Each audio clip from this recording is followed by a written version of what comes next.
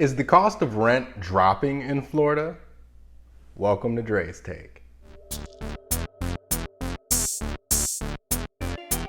So this week, according to rent.com, Florida had the nation's largest decline in rental rates year over year for 2023, to the tune of about 9.2%. However, Florida's rental rates still remain higher than the national average.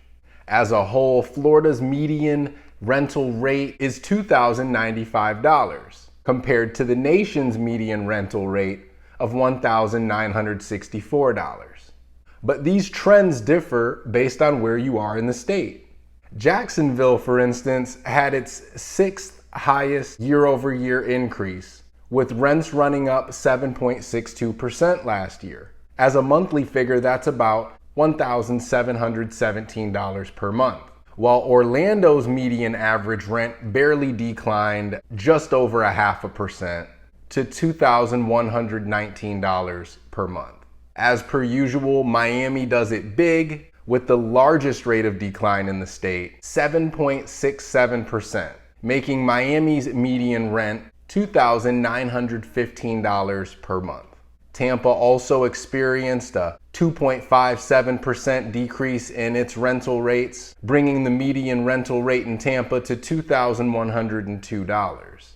Despite higher demand from an influx of new residents, higher building material costs, and hedge funds buying up every home they could get their hands on, rental rates dropped as more multifamily units were constructed. I spoke about this early last year in Dre's Take, when I noticed multifamily starts were rising while the sale of single-family homes were declining.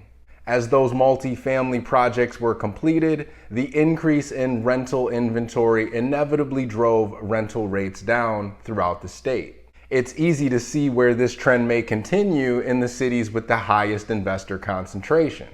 However, investors may have missed the mark. While investors were busy constructing apartment buildings in cities like Miami, they failed to realize just how many people were relocating from higher cost cities and the coasts to more inland, affordable cities like Orlando. Which is why, despite having a good deal of multifamily properties spring up in Orlando, the rental rates have only dropped about 0.5%.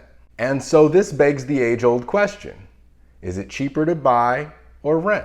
Well, at the moment, renting is probably less expensive for most people on a monthly basis. However, the overall cost of renting is still significantly higher than owning when you consider there's a 0% return on investment. At least when you purchase, a portion of your monthly mortgage payment goes toward paying down the principal balance.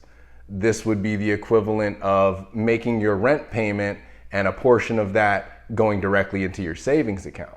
Wouldn't that be nice? Also, as property values rise over time, your equity position would also grow.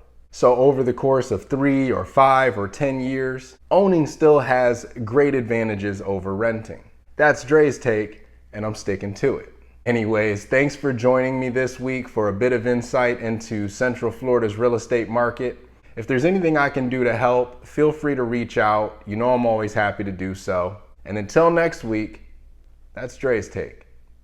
Take care, y'all.